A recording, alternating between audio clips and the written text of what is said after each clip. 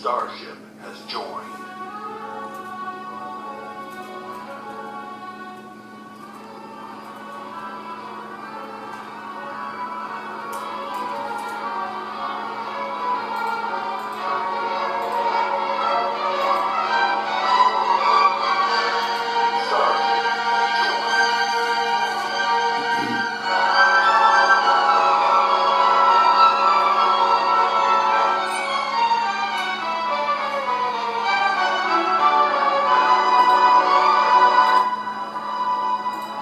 So this is July 7th, July 11th, 2013.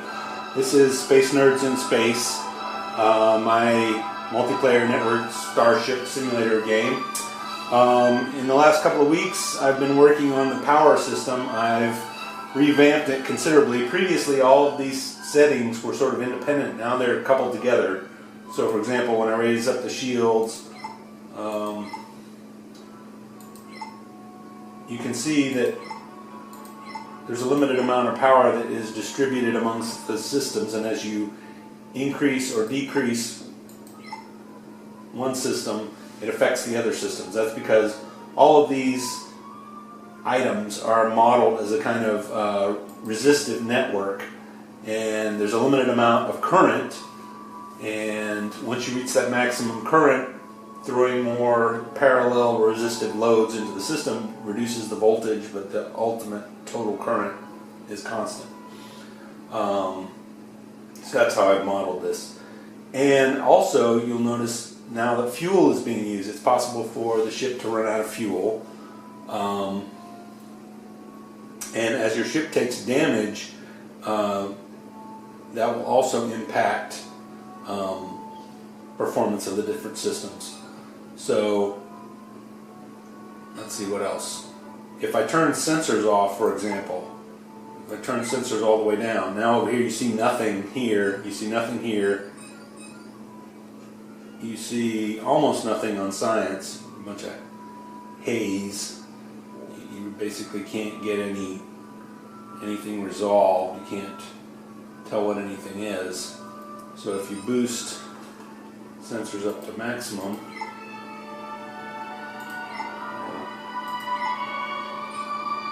now you can see stuff here, you can see stuff here, and you see stuff on the science screen.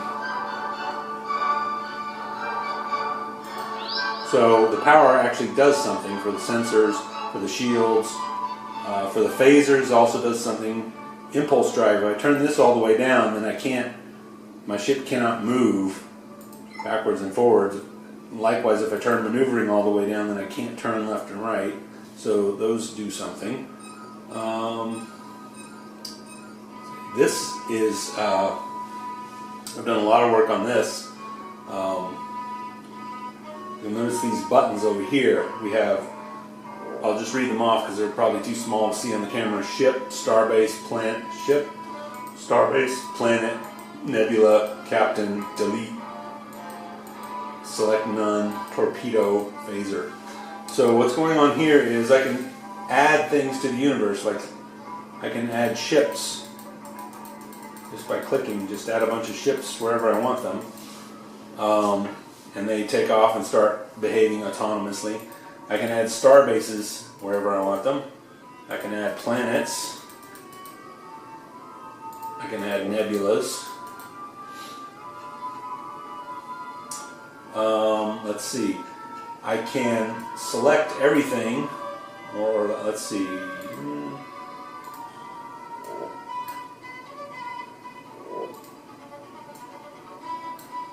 can select everything, delete, select everything, delete. It won't delete that human controlled player ship. So there's two ships because I had two separate ships joined, and that's all that's left. And now, if let's see which ship is which. So this one is an F4. This one, so that's this one right here. So if I put this one on the main screen, I zoom in over here, I take a ship and I drop it right in front of this guy. You see it appeared there. Now I can draw several ships. And you'll see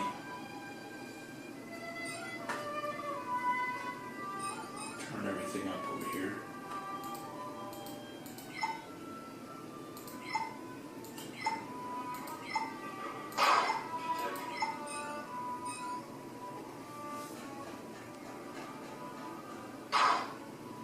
So he's got a lot of ships now. Let's see. If I need to make sure that these guys don't get killed here, I can delete them. Another thing I can do with this captain button, I can select the ship, and now I can control him as the sort of dungeon master or demon. And if now this red ship here is this screen over here, so if I look out the window and then I come over here and drive this ship, I can get right in his face. So the idea here is you could this demon screen, you could be kind of a game master, and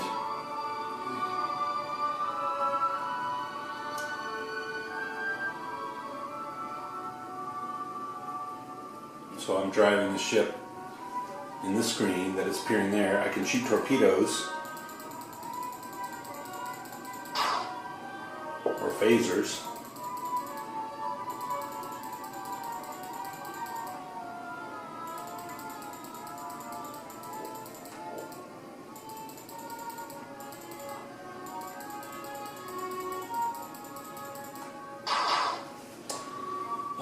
Let's see, what else can I do? Delete. So that's that screen. So let's see what else I can do. I can, on this screen, I can, in addition to driving and shooting, I can communicate as a ship. So I can say, type in this window, this little text box. I can say whatever I want to say.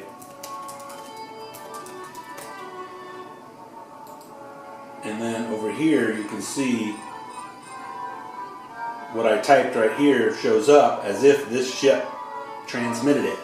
So essentially this allows you to put on a little puppet show controlling all the different ships.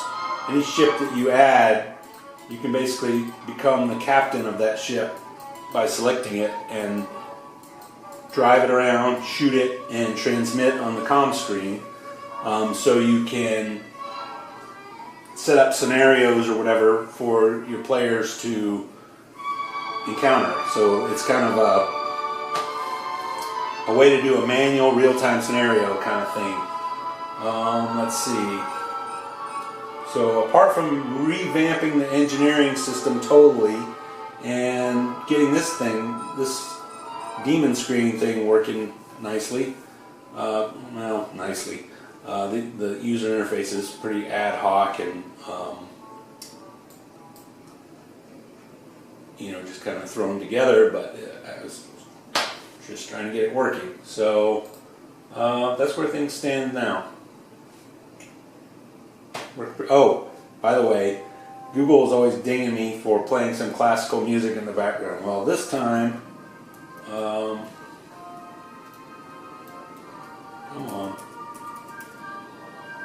This is copyright-free music from MuseOpen, so I don't want to get dinged by Google on this shit. Anyway, so that's pretty much where it stands today.